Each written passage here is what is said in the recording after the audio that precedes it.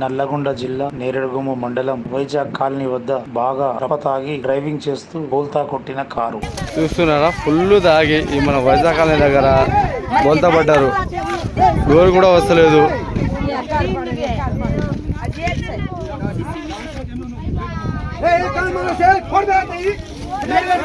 వాడు లోపల ఇంకోటి ఉన్నాడు, బయటకు వస్తలేడు.